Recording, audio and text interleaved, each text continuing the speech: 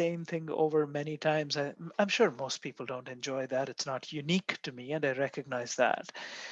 But if we can wait 5 minutes, especially for today, because I know there are some students who really want to get prepped and ready, all of that for the exam. So we're at, what are we at? We are at 11:31. Let's say 11:35, and then we'll go ahead and open the floor to questions about the midterm, and then we can finish up research ethics. Well, I'm hoping we can finish up. I always get a little too optimistic. This is one of the most thought-provoking or conceptually important, I would say, um, lectures / chapters of the course. So it takes a little more time. Some of the segments or sections are relatively fast, and students can pretty much go through it themselves. But I find this to be a little more challenging. We're at 8. When we hit 10, we'll officially start talking about the midterm.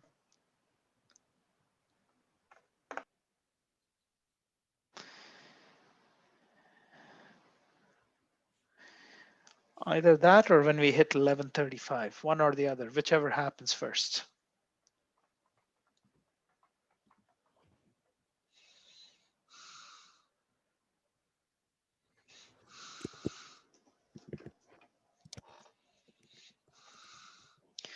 Morning, Anastasia. I always wonder if I'm saying your name right. I had a friend who was Russian, and she'd say Anastasia, but I'm sure it could be pronounced different ways. Am I getting your name right, Anastasia? Or is it Anastasia? It's actually very close. My name said Anastasia. Okay, so, Anastasia. Okay, sorry for mispronouncing every time I've said your name. Oh, it's okay. I know it's slightly different spelling. I know when it's IA at the end, and so quite often people think it's Anastasia. it's a longer As long as name. No one's calling you Anesthesia. Oh, I've got that too. Oh, have you? Oh my God. I've got many variations of the name actually, and including Anastasia. Like they think there's an E in the name, and it's just I think how they pronounce it. Right. But it takes time. Yeah. Somebody can be heard. A phone call in the background. Oh, Dad. Sorry, my dad's home from work. I apologize about that. I forgot to. Oh, no worries. Not a problem. It's just that if he's making $1 million deal, and I'd feel very jealous not getting in on the details. For sure, work's been a little slow for him right now, so he's happy with any new jobs he gets. Good. But most of the time, people just call me Anna for short since they have issues saying it. If it helps. Okay.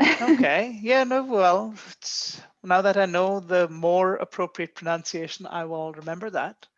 Okay, so are we at 35? We have 1 more minute, and we are, well, we're not at 10 because technically 2 of the people in the class are me, so it doesn't count. But we'll start at 35 regardless. And then we'll start. I think Artika had sent a question by email, so we'll let her start, and then all of you can ask more questions. I will have very specific things to tell all of you so that you are all mentally prepared to take the exam.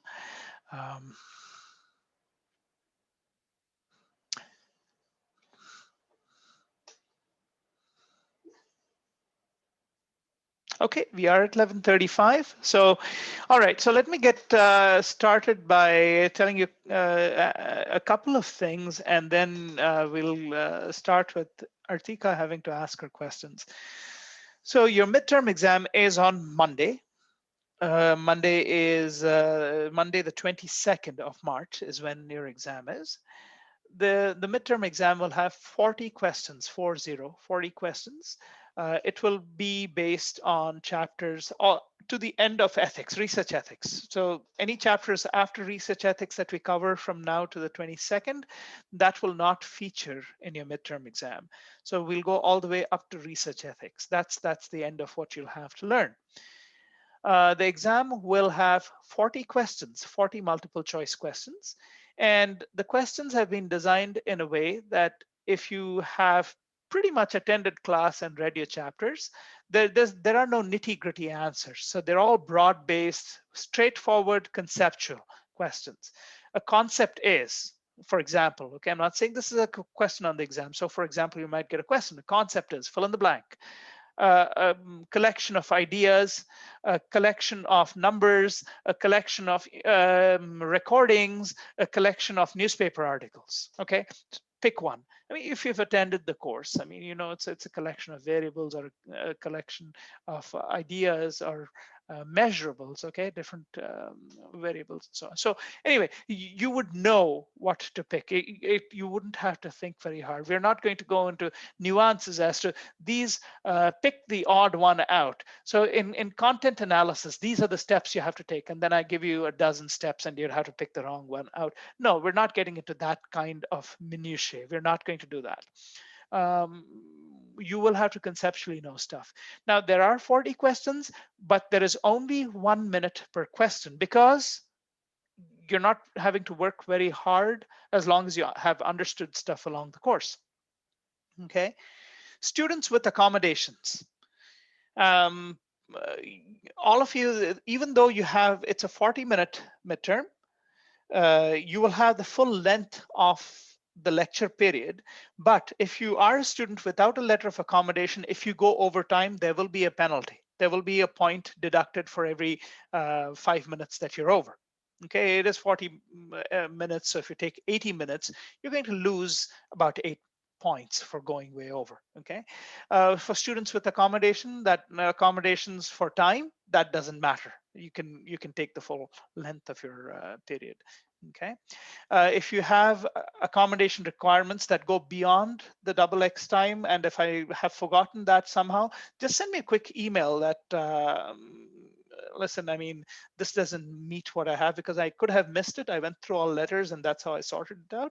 If it does happen, we'll either have you start a little bit earlier or let you finish a little bit later, depending on what your schedule is for the day, because you could be having classes before or after. Just let me know. We'll make it possible for you to do it one way or the other.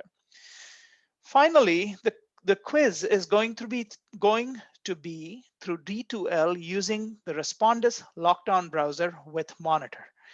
The things you have to note is if you have never taken it, it doesn't matter. First of all, don't panic.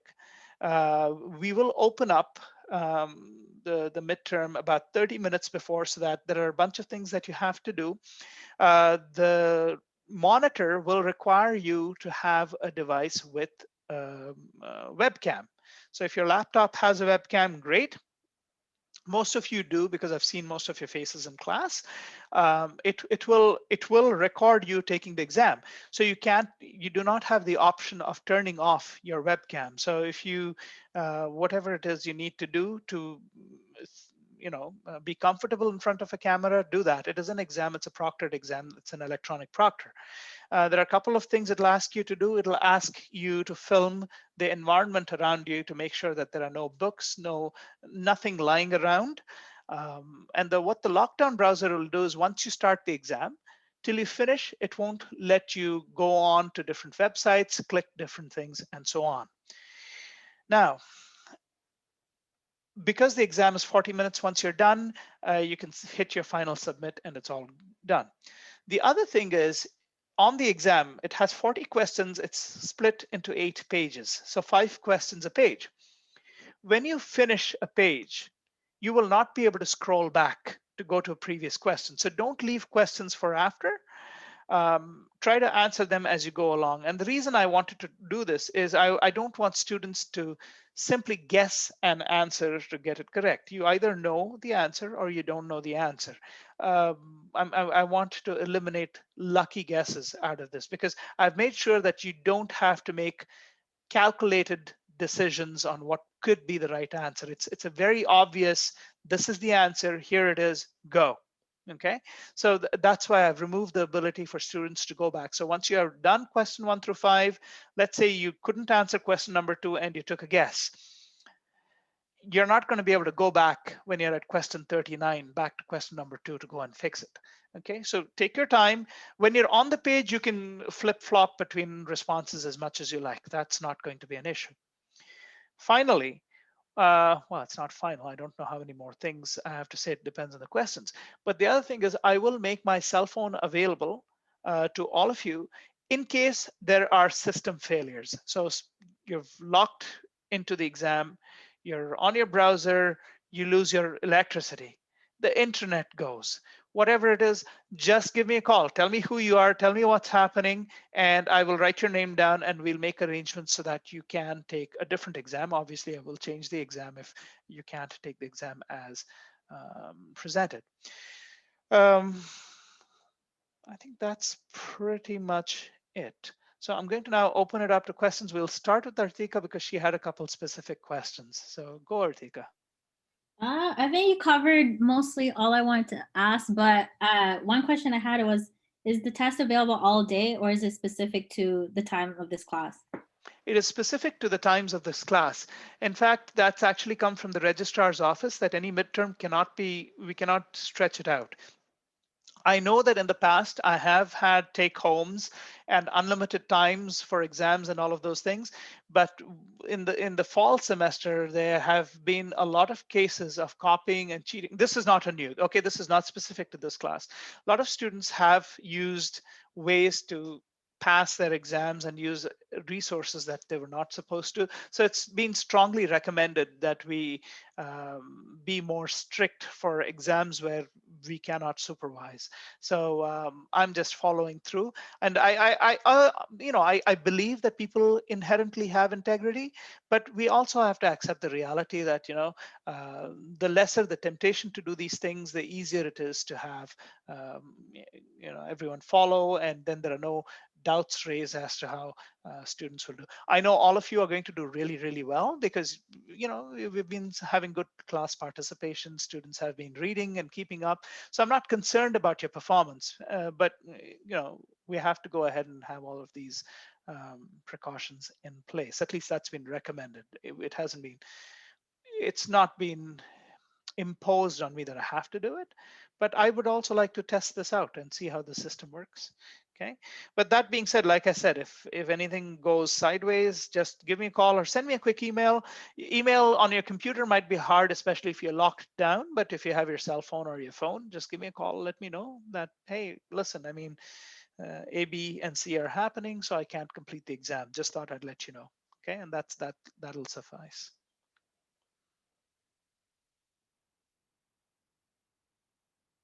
Anybody else? Questions? Will the exam show your mark at the end of it? Yes, Momina, it will.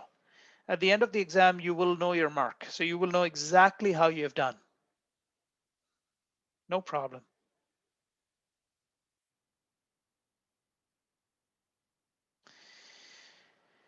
Okay. I'll give only, what time does the exam start oh, so the first, it's a 40-minute exam. So not a 30-minute exam, it's a 40-minute exam, and it will start at 11:30. So it will go from 11:30 to 12:10. Oh, okay. I see your question. Yeah, so I will open everything up. So actually, yeah, you will get more than your 40 minutes, especially if you get set up really fast, and that's okay with me. So it's 11. I will open everything up at 11 a.m. So you have 30 minutes to ensure that the setup is complete and you're comfortable.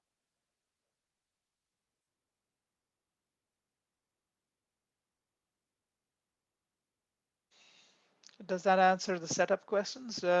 Anybody else? Any other questions? No problem.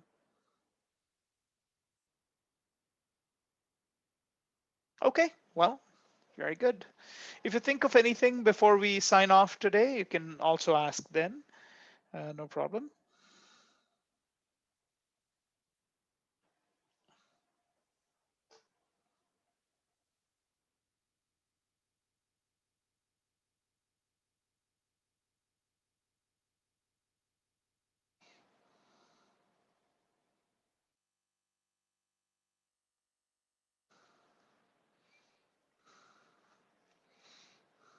I'm going to stop my video here.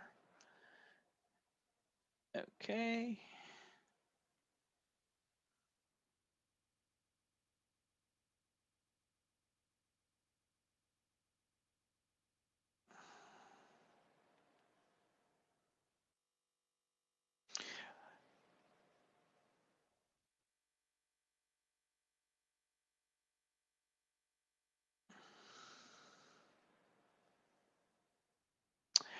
Oh, the other thing is, sorry, one more thing about the exams before I close it, before we carry on, is if you use things like stress balls, I don't know, music, calming background noises, etc., to help you focus, you chew gum, whatever it is, all that is absolutely fine. It'll just be on record. So if you have a very weird, eclectic choice of music, perhaps you don't want to share with other people. Maybe don't pick that music for that day if you are into listening to some soothing stuff.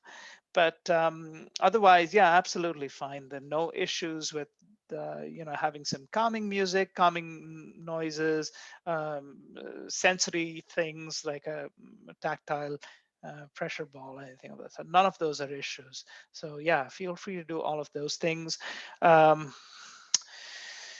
What else? If you, yeah, so I'm pretty much going with the letters I have. If there are any additional things you need that you think might be supportive, but does not give an unfair advantage to you taking the exam, I'm happy to support it. Just let me know what it is and we will use that to help you. Okay. All right. Very good. There we go. Okay, so one of the things we discussed, we stopped last time. I believe, I think you can all see the screen. Let's make sure that you can. Yeah, okay, very good. Is that the benefits of a research project must substantially outweigh the harm. And usually the researcher may not know if it does or it doesn't, or may not have a deep enough sense for it. So what happens is the Research and Ethics Board can provide input on these issues, and it is their task to weigh in on what the promised benefits of a project is and what its harm can be to participants. Okay. Typically, research ethics boards are quite diverse in the sense, just because it's a research ethics board does not mean that all the members who are looking at proposals are all researchers and scientists. Often research ethics boards will have members from the general community. Now, at Laurentian, for example, the Research Ethics Board will have people from the community and a couple of Aboriginal people who have volunteered their time, people who are researchers as well, maybe some physicians, maybe some lawyers, and so on. So it's a very diverse group, because to understand what is ethical and what's not, it's everyone's sense of what it is. And then each one of them, rather than applying their own code of ethics, has to still use the foundations of the Tri-Council policy statement to guide their decision to support or decline an ethics application. The fourth principle, and this is an important principle, we have discussed this in pieces before because there are portions of it that overlap with the first principle. Participants in research must be able to make a voluntary, informed decision to participate. And these words are loaded, and you'll see why they are. Now, consent is a very important concept because it says voluntary informed decision, and we're all talking about consent. The decision to participate must be based on, what is involved, what are they in for.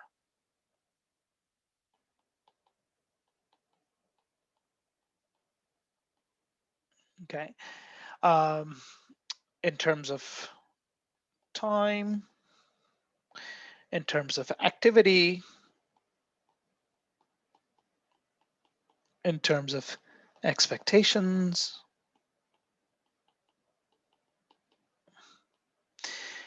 in terms of risk,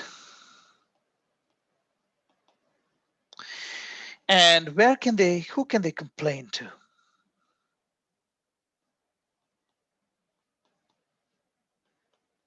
Okay, now those of you who have seen the Stanford Prison Experiment film or have read about it, let's use that movie as an example, where the participants told how long this experiment was to continue.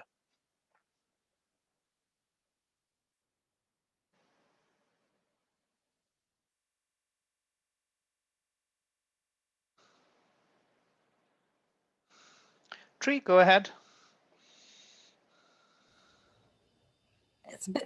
It's been a while since I've seen that video, but it's if they were told, they were misled. Okay, so we will put that box and we'll put a check in it that they were misled. They were told, but they were misled. So let's put an X here. Okay, what about the nature of the activity as to what their roles were in this experiment? Anybody else?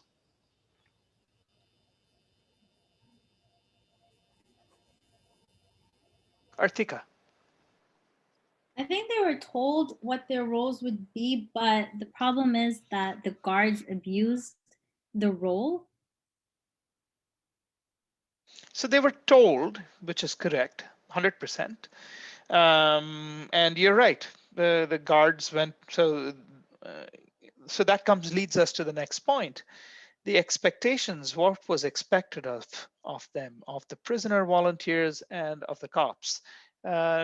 Anybody else? What do you think? Were the people given appropriate expectations of what was to happen during the experiment?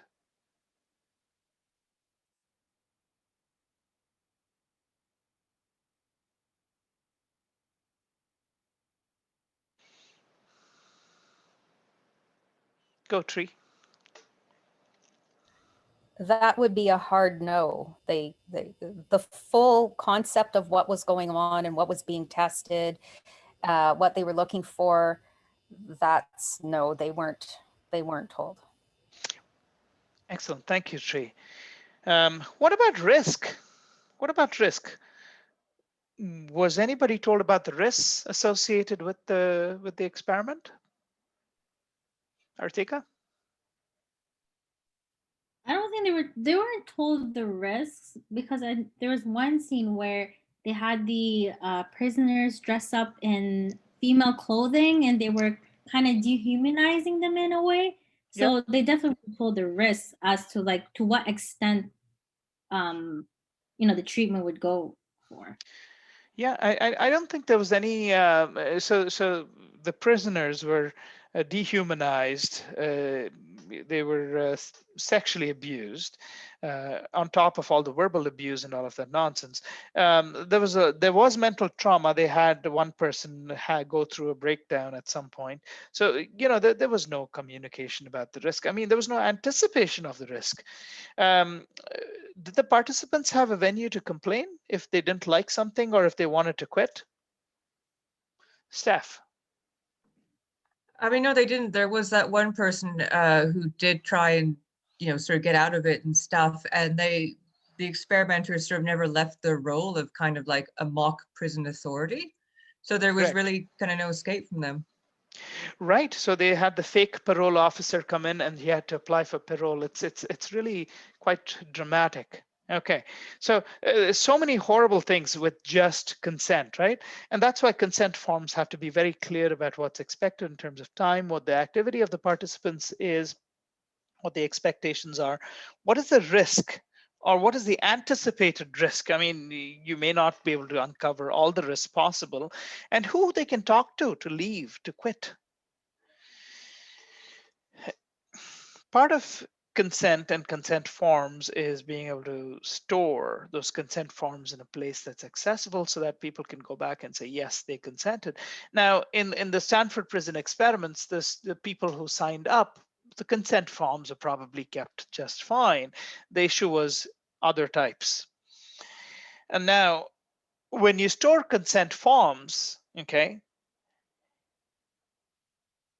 there is a risk of disclosure. Now, you might wonder, what is the risk of disclosure? I mean, how can stuff be disclosed? You're going to put it away in lock and key. Why should we, worry about disclosure? Well, a lot of times what happens is your disclosure risk occurs when you're collecting data about a situation and there is an ongoing court case about the same thing. So a court or the law can make requirements that you disclose this information to the court. And so you can say it is confidential, Okay, it's absolutely confidential because we don't want people being identified when the research gets published.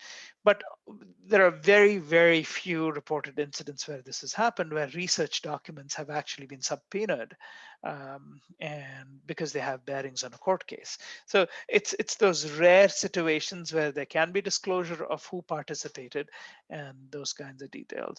So it's using the word confidential, especially when you've collected information, is a much safer way to go, and that's what it should say on the information letter as well. Even though it's informed, like volunteers should be informed, we have discussed a couple of situations where it's okay to not provide all of the information. And this is typical when we're observing for behaviors.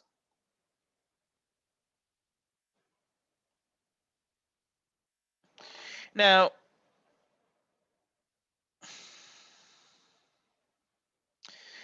in a situation where there's no expectation of privacy,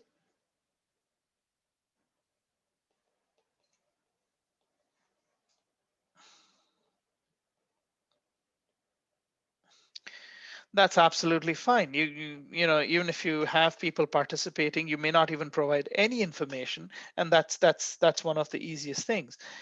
When there's an expectation of privacy, which means, you are going to a gym, you're going to observe people working out, and so you have to get consent from the gym owner, obviously, and all the people that are working out, you might have to let them know that the gym owner might circulate something saying on Tuesday and Wednesday between 9:30 and 10:30, there's a research team coming from the gerontology department, and they will be observing people working out, and they're looking for people who hydrate regularly between workouts. Okay, so some kind of information. If you do not wish to participate in this research, please let us know, and you will not be observed, or you can choose to come to at a different time to the gym.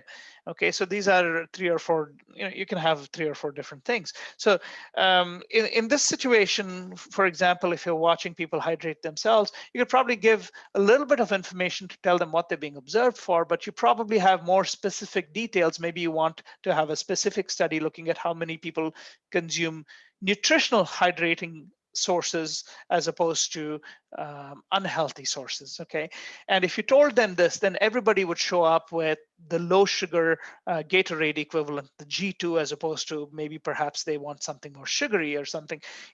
So if you want to observe behavior, sometimes you can't give all the details, even when participants know that they're being observed. So it is okay, but the ethics, that's why you have the REB. The REB will weigh in on whether that information should be given or not.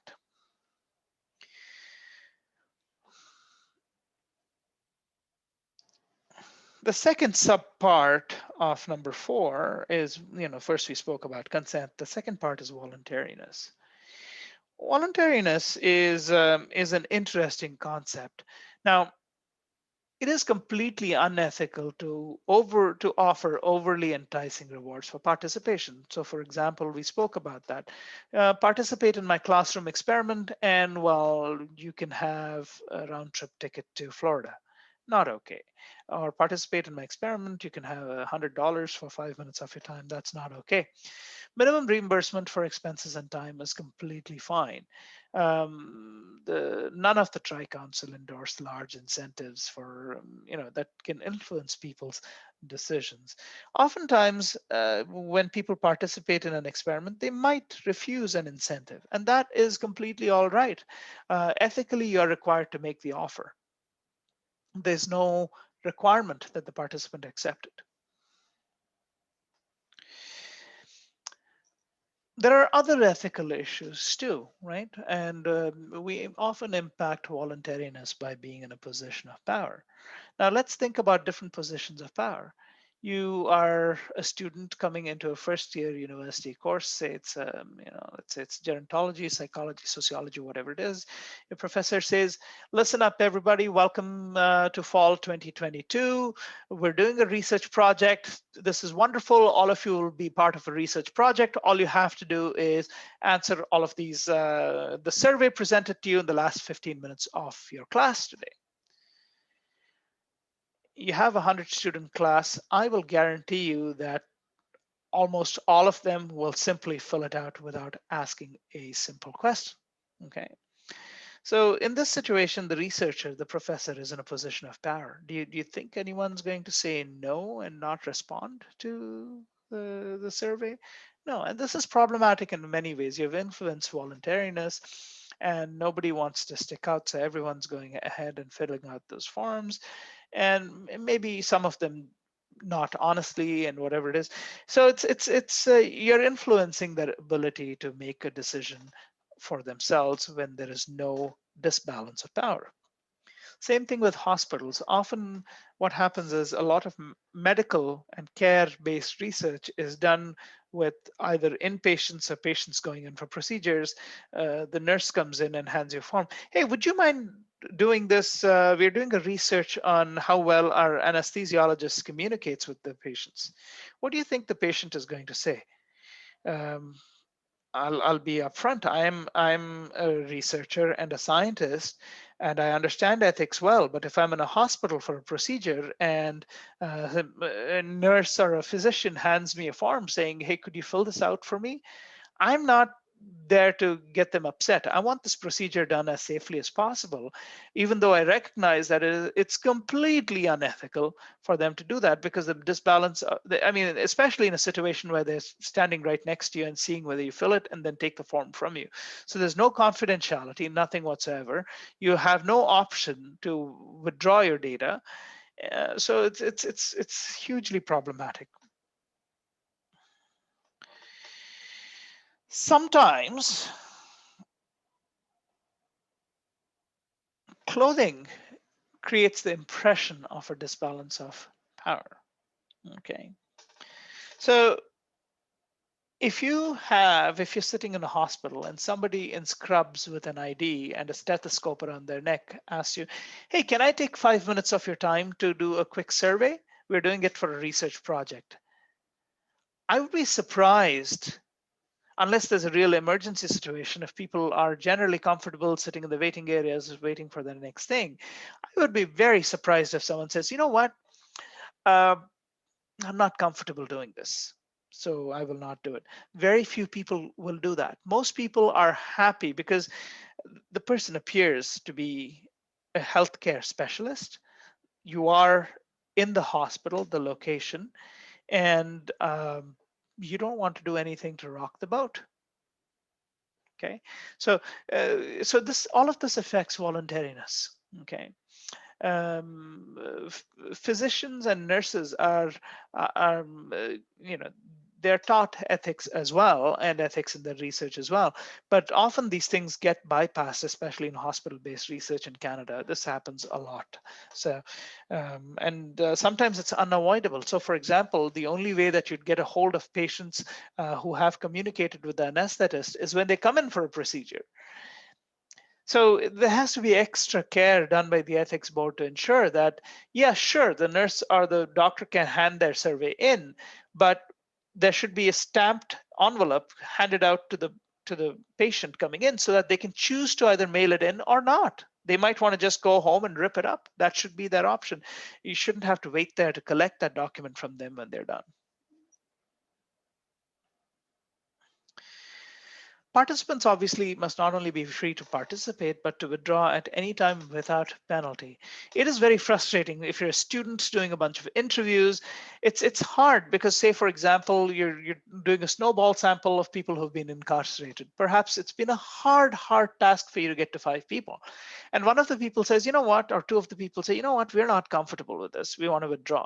It's frustrating because now you're down to 3 interviews, and then you're thinking, "Oh, my thesis is going to look like garbage because I only have 3 interviews. I'm not going to get enough themes and this and that and the other thing." But you know what? It's all right, and your professor should be sensible enough to understand that this can happen. You do not have to have, you may not get your sample just because there is the freedom to withdraw.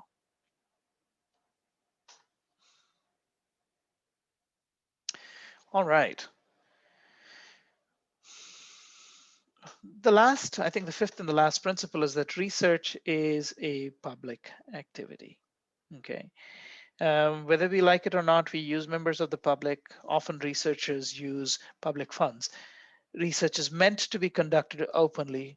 It does not mean that, while you're conducting a research process, everybody can see who you're interacting with and who the participants are. That's not what it means. When we say conducted openly, the process and how it's been done, all of these steps must be transparent. That's the idea. And you are accountable. Okay, you're accountable to your community. The researcher is accountable to their community and to the participants in the research. So if a participant comes and tells you, hey, listen, 6 months ago, you invited me for an interview regarding my diabetes management and my diet, and what's happened to it? You can't tell them, you know what, well, I don't think you'd understand it. You don't know research, so I don't think you'd get it. I can't really, no, you can't do any of that stuff. You actually have to give them a copy of what the work is and where it's at. Even if they come to you for a midterm update before you have written everything, you have to tell them where you're at with their data. Okay, so there's an accountability feature to it. The goal of research really is to increase society's knowledge. It's supposed to increase our knowledge of some aspect of the universe. Its very public nature is one of its strengths, and which is what makes knowledge generated by research trustworthy and reliable, because it's public, it's transparent. It also keeps researchers honest, and it protects the public, all this transparency. So this applies to research teams too. Okay, so letting people in the team know that this is a public activity.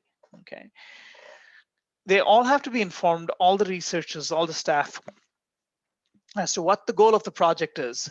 What is your individual role? So for example, the students, their role might be data collection. Some students might have the task of collating that data, taking it from primary data sheets and making a summary sheets so that it's easier to process the data. Some students might have the role of graphing and plotting. Some students might have a statistical role. So keeping your co-researchers, which is both the professor and the students, you can't keep anybody in the dark. It's dangerous. It's inconsiderate. It's a waste of people's time and their input, and it's completely unethical. How would somebody feel if they knew that the project that they were working on was harming people? Okay, and it's unfortunate because that has happened before. So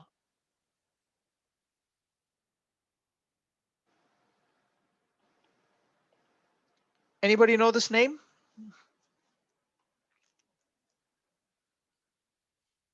Tree?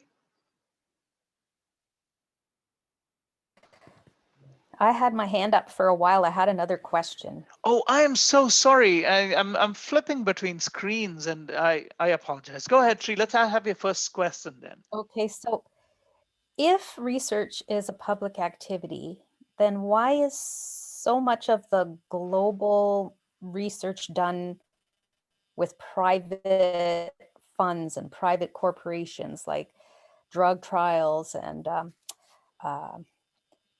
big agribusiness and that kind of thing? So this is what I find problematic, right? Because what happens is when we're talking about research being public activity, we're talking primarily about university-based and academic-based research. For-profit organizations like your drug companies, when they do research on drugs and medications, they are using the money from their own profits to plow into research. So they have the ability to keep things under lock and key. I find that problematic on several counts, because even if, let's say it's Pfizer, okay, Pfizer made the COVID vaccine. Well, COVID is not a fair example. Pfizer is big on Viagra, okay? They've made billions and billions and billions of dollars selling Viagra, okay? Now, the research on Viagra is it's proprietary, it's patented, it's not available to the general public. And one would argue, well, I mean, they're not asking taxpayer money. They're selling their product and they're generating that revenue. So why should they be accountable to the public? But then I asked the question: what if Pfizer was based in a war-torn country? Would Pfizer be as successful in being able to create such a wonderful product and make so many $billion profit? So even if you're a private corporation making tons of profit and plowing that profit into new research, you're still getting it out of the community that you're born in. Corporations will argue that we pay our corporate taxes, so we're done our duty to the general public. I would argue that no, because you every time you are able to plow in your profits into research and you can protect your research. One of the big fears is you spend all this money buying reagents, paying scientists, discovering new products, and it's publicly available so anyone can make a knockoff, and then there goes their business model, there goes their product. Well, as a society, we have to come with better ways of protecting research done by private entities so that even if they make it public and transparent, it cannot be stolen. One of those systems is the patent process, right? So for example, when Pfizer created Viagra, what they did, the product is called sildenafil citrate. What they did is they patented how they made it. The advantage of a patent is everybody can see how it's been made. But if you use the same process to make it, then you owe them a royalty. So you pay them for their discovery and for the time and effort that they put into it. So patents are a way of kind of opening up private contribution to research to the public domain. Now, there are several products that are still done behind closed doors. For example, Coca-Cola's magic formula for creating its very popular dark colored phosphoric acid based beverage is considered proprietary information, and it is not public. Coke has generated billions and billions and billions of dollars over the past 100 plus years. But there are no patents, so it's absolutely not public. Is that unethical? And that's an interesting question, and that's a larger debate. Sorry, you asked me a question and I go on for 30 minutes. My apologies, Sri. But I don't know if that's helpful at all. Let me know if I was completely off track. Let me try to answer a more direct No, question. it's helpful. It means that so it means that there are different sort of mechanisms at play for research that we have to be aware of when we're conducting our own research as well. Like there's biases and corporations have interests, and we just need to be thoughtful when we're doing our own research and trying to support our research with other findings and so on. 100%. Yeah, that is true. And the same goes for personal research. So for example, as a researcher, as a scientist, not just me, but many of us come off with a lot of research experience and skills. And sometimes you've been doing research for so long that it becomes part of your system, and you're living research in a sense. So you have a bunch of observations. Even without taking a pen and a paper, you're actually processing what are the odds of this happening. This is what I observed. So you're actually doing research, and you're doing research, observational research on people, not necessarily to publish a paper, but to get to different conclusions so that you can take a decision and move forward. And the difference between you and the average Joe is you have a system to put it all together, even if you're not formally doing anything. And again, is that accountable? I don't think it is. So I think when they're talking about research and research ethics, they're talking about research conducted at universities, using students, using research assistants, research associates, or at public institutions. That's what they're talking about. But like Tree pointed out, and she summarized that this research can be done in a private setting, and that may not be openly available.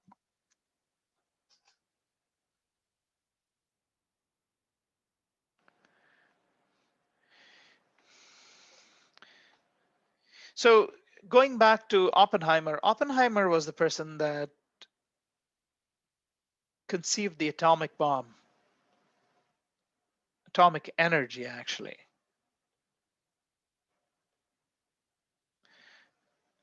So Oppenheimer did not create the atom bomb that was dropped, or the atom bombs that are dropped on Hiroshima and Nagasaki, but it was his idea, his theoretical expertise that showed the Americans that there was a way to actually harness this energy. And then, of course, the knowledge was turned around and used in an explosive. The point I'm coming back to is it's completely unethical to not tell everybody on the research team what their research is going to do for the project, because if Oppenheimer knew that his work would be used to create the atomic bomb, he would have walked away from it long time before it happened.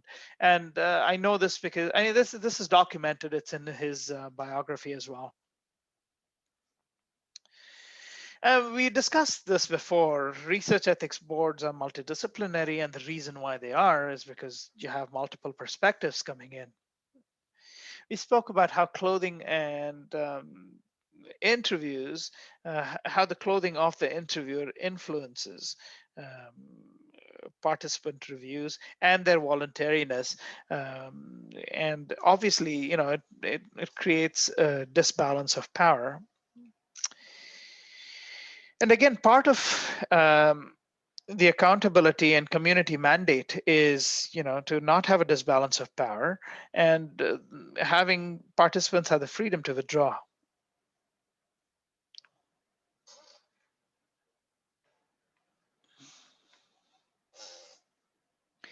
There are additional roles for research and ethics board.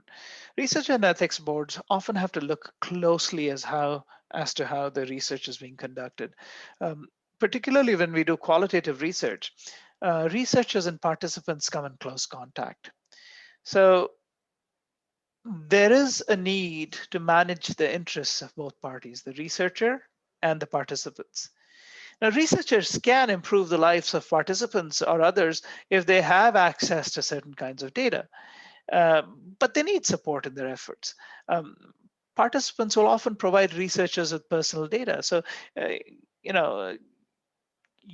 researchers, so they have to be protected from infringements of their privacy. So research ethics boards have to think about a lot of different issues from both people's sides. Now, research ethics boards also have to think about the changing relationship between the participants and the researcher. Think about the Stanford Prison Experiment. First day, when all of these young people are getting interviewed to participate as prison guards or as the prisoners.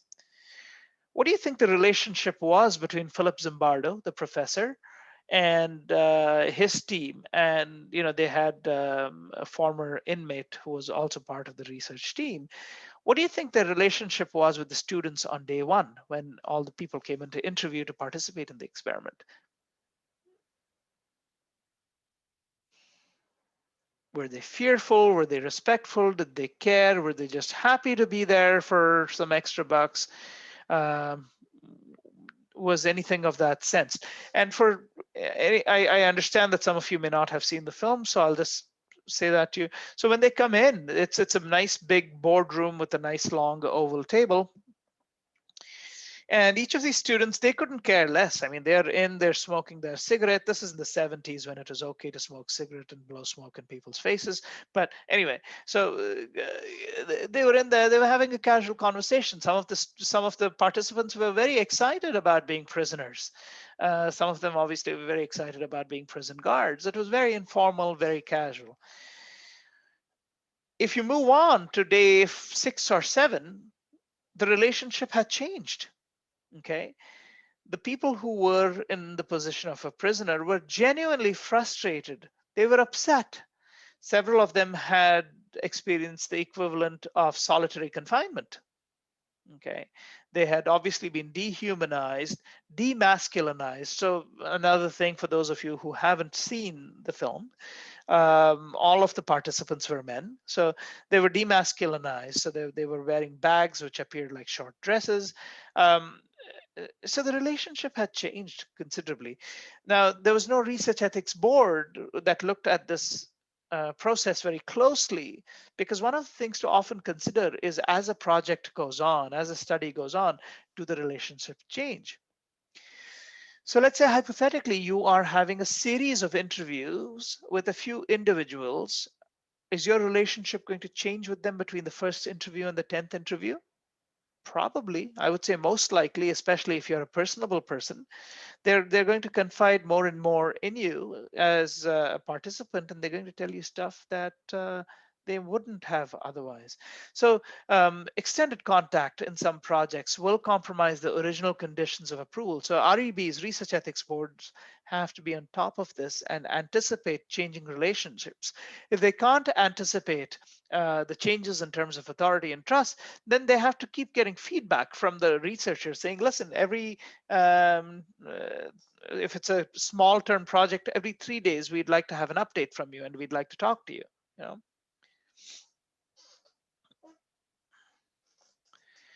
So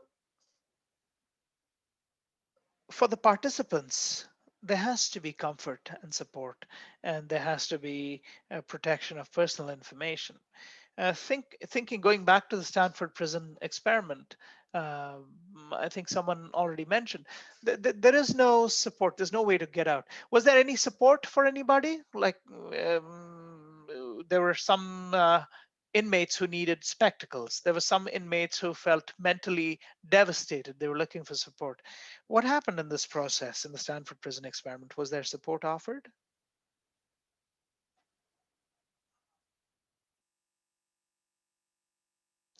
Steph?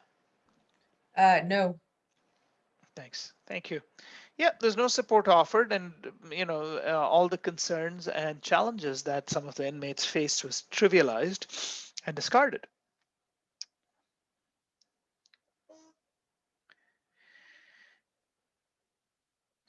So often what can happen is there can be sensitive and painful information that's shared between interviewer and interviewee. And we spoke about this previously. So if you're interviewing someone who's undergone trauma, and perhaps during the conversation, for no fault of anybody, things are uncovered, and you find out that there's suicidal ideation, or you find out that the person has engaged in some very seriously criminal activity, or you find out that someone has been abused by their spouse, and so on. So all these things come out sometimes during prolonged contact. So what do you do with this information? How do you go around dealing with it? And research ethics boards have to think about these things. They have to ask the researcher, well, have you accounted for A, B, C, and the other thing?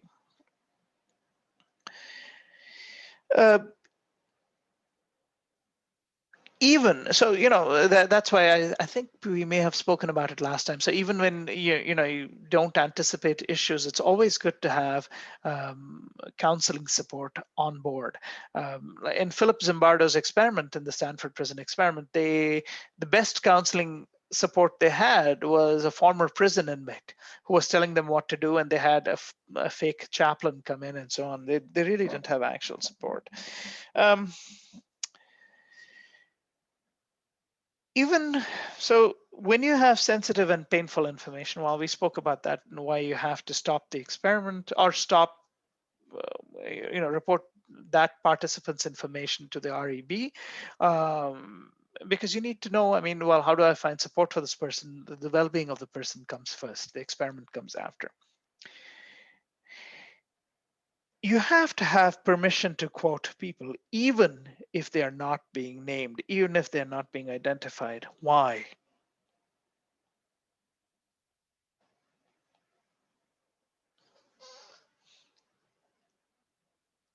Go Tree.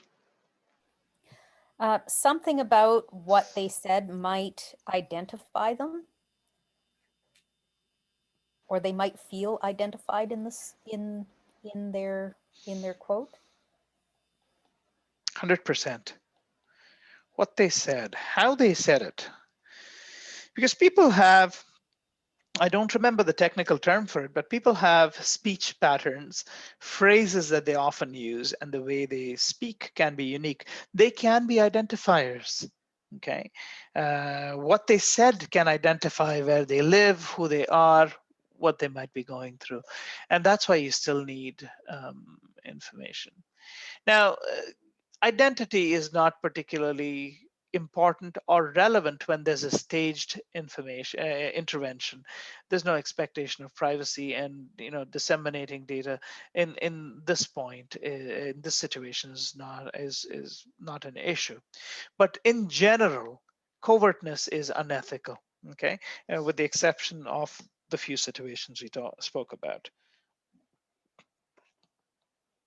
Again, observation requires consent when when there's an expectation of privacy. Then we look at secondary data. Secondary data or secondary use refers to the idea that the set of data collected for one project will then be used for another. Let me give you an example. So a student of mine, she was an occupational therapy assistant. What she did was she interviewed a whole bunch of professionals in long-term care. This was with ethical consent, and we had a bunch of questions written up, which was approved by the ethics board. And she went ahead and interviewed these PTAs, OTAs, restorative therapy aides, and basically the project dealt with the misunderstanding of occupational therapy in long-term care and its limited use. So she had a whole bunch of rich interviews. They were not very long interviews, maybe 5 or 6 minutes each.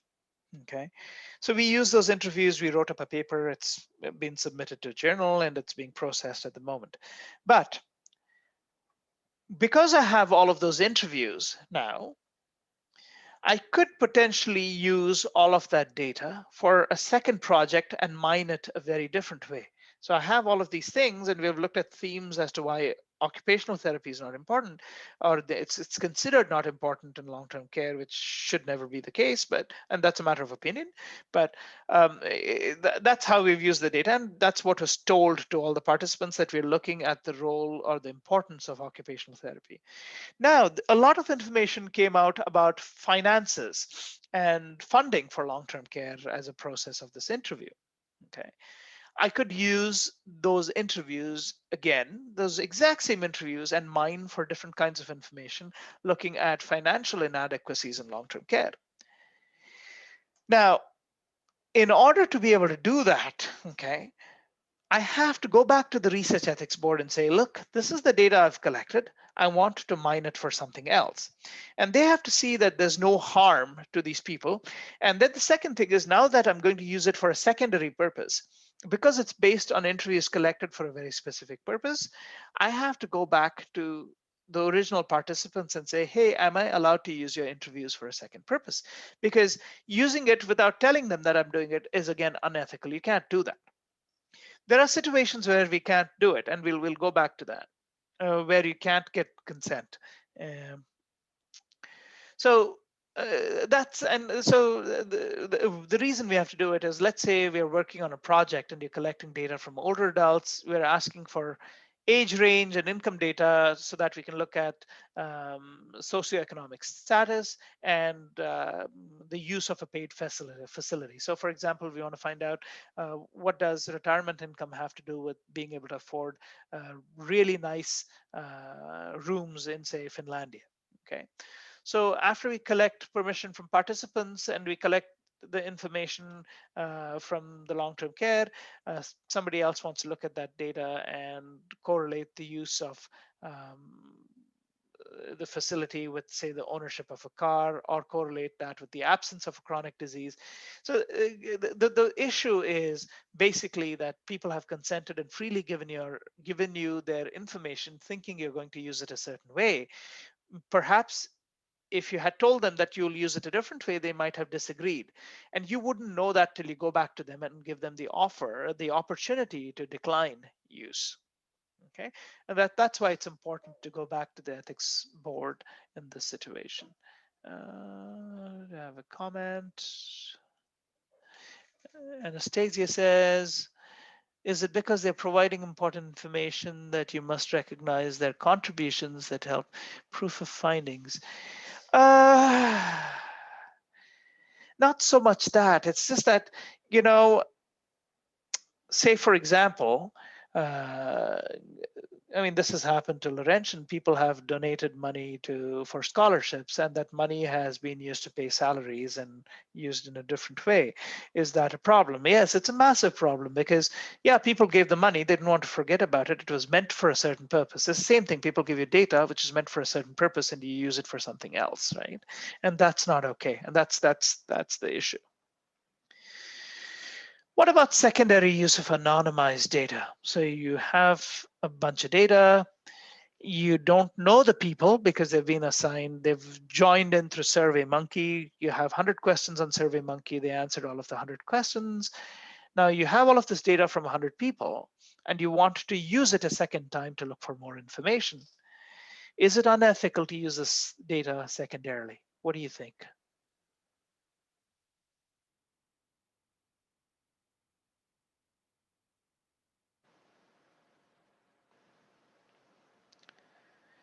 Opinions. Don't all of you fight over responding.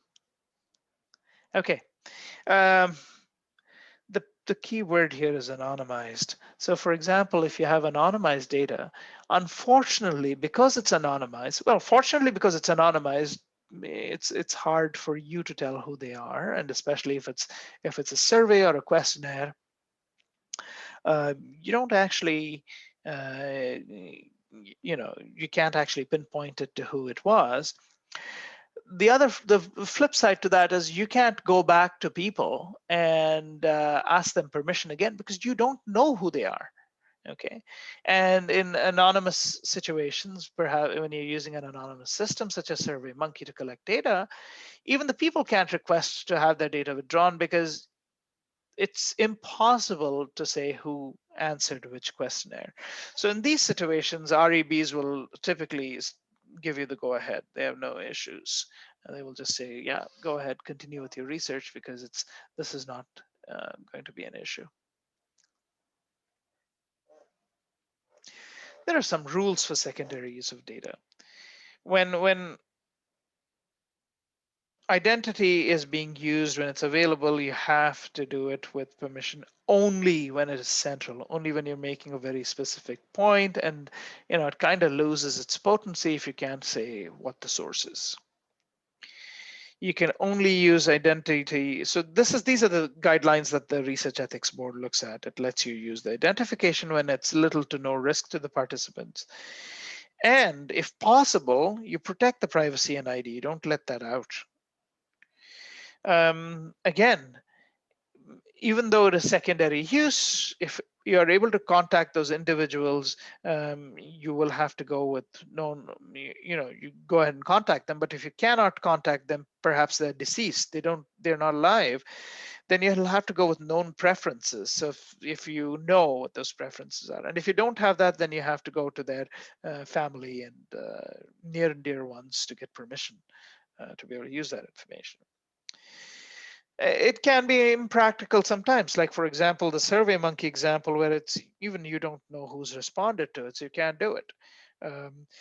Sometimes it's impractical, because it's just not possible to get that information again. So an REB, a Research Ethics Board, will look at the application very closely to see, well, does it make sense for this person to go ahead and get permission a second time? And the REB will also look at the fact that is every other permission necessary for the study, has that been obtained before they go ahead and approve your use of data for a secondary purpose. Now, this doesn't apply. So for example, if you're working with Stats Canada information,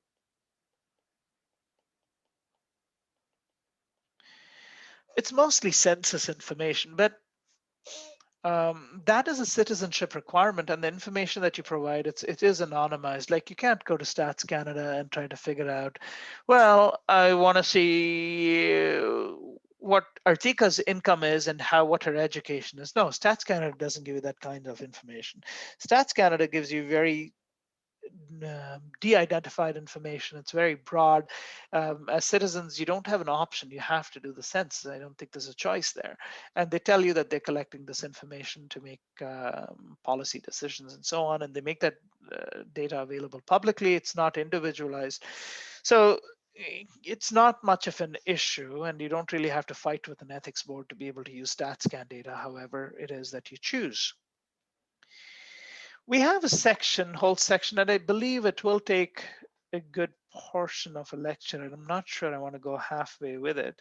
But we do have 15 minutes. Well, let's see if we can wrap this up.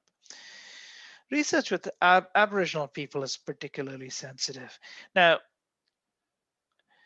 CIHR, SSHRC, and NSERC, the three big research bodies, they have ethics guidelines for research about Aboriginal people.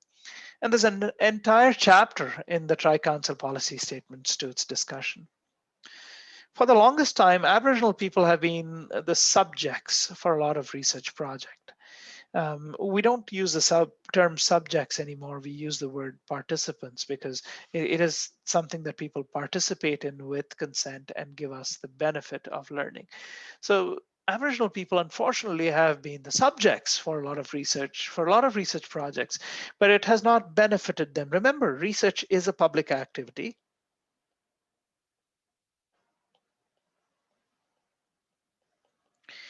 And it must benefit the community that it's drawn from.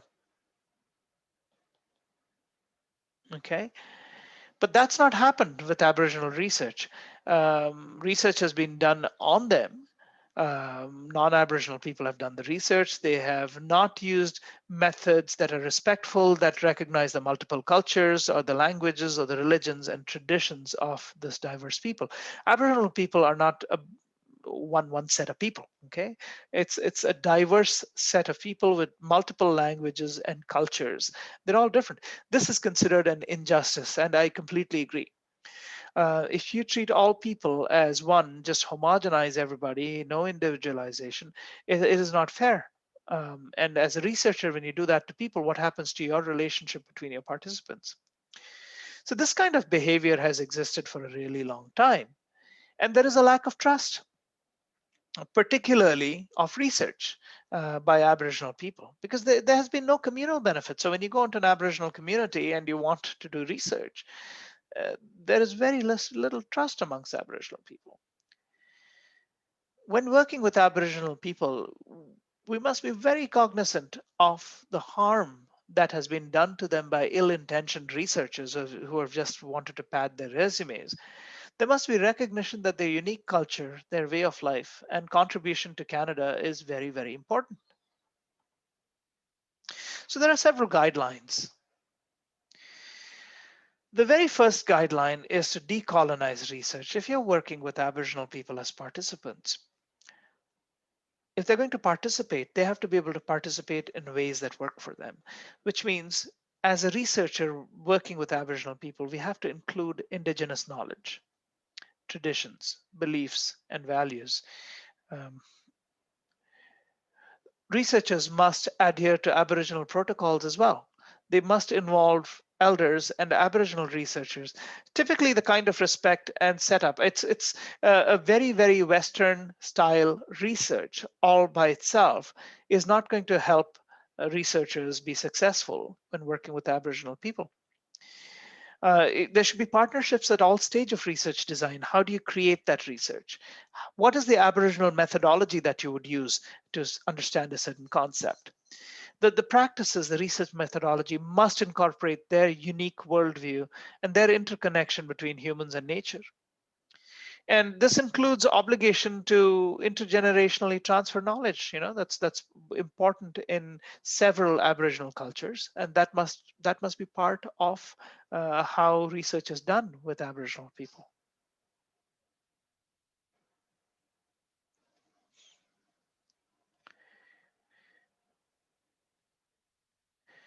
Unfortunately, part of equity is, most of you understand the difference between equity and equality. Equity is getting everybody to a level where they are able to experience the human condition the same.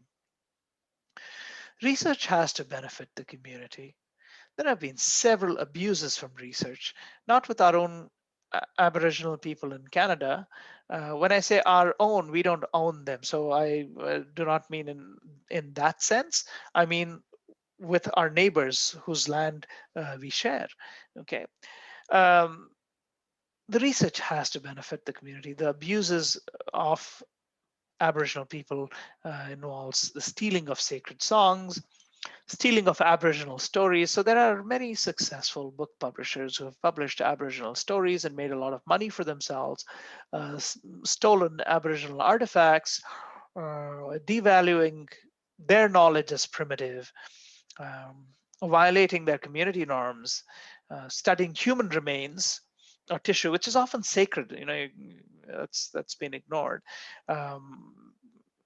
Then also failing to share the results of their research or benefits that they've gotten, and also disseminating information that has stigmatized entire communities. So all of this can happen because the researchers never told the participants what they were trying to do or what they were going to do. They would have never received consent and participation from their volunteers if they had actually been honest about what they were attempting to do. Can you imagine walking into an Aboriginal community and saying, well, I would love to know your stories, and I'm going to write a wonderful book with a publisher of mine, and we're going to make a lot of money, and I will give you absolutely nothing from any of the stuff I make. I'm not sure that would fly. Okay, so but it's been done. The equitable treatment of Aboriginal researchers is very, very important. So the way you ensure that there's equitable treatment is that grant panels. So when you write a grant to CIHR or NSERC or SSHRC, they must have Aboriginal members. And the reason they must have Aboriginal members is that they can determine the merit and benefit of a certain research project on Aboriginal people or with Aboriginal techniques. They can actually look at it and say, does this benefit the community? Also, is it a sound method, even though it doesn't look like a Western method of collecting data? Okay, so the way of collecting data might be quite different, but it's very sound from an Aboriginal perspective. They can also look at the application. You might have Aboriginal knowledge keepers who don't have traditional qualifications. They don't have a PhD, but that doesn't mean they're underqualified. They know what they know, how they know very, very well. So grant panels must have Aboriginal researchers who can be in these roles and advocate and look at all of these aspects when, whenever there's Aboriginal research.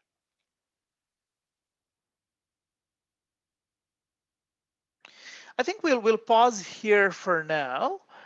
We have about 5 to 6 minutes left. Well, 6 minutes left. So we'll take questions. We'll finish this up and answer the questions at the end of the textbook and move on with the next lecture moving forward. So I'm going to stop share now, and we will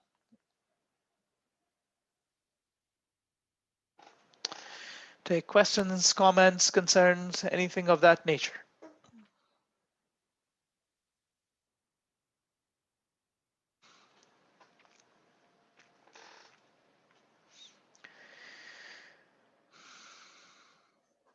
Anyone? Any questions about ethics so far?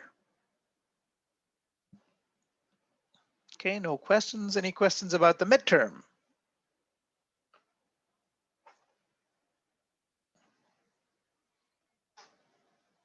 Okay, no questions about the midterm. Well, in that case, class is dismissed and we will see you all on Monday. Have a wonderful weekend. Thank you. Have a wonderful yourself. Take care. Bye-bye. Thank you, so much. everybody. Thank you. Thank you so Bye-bye. much. Thanks.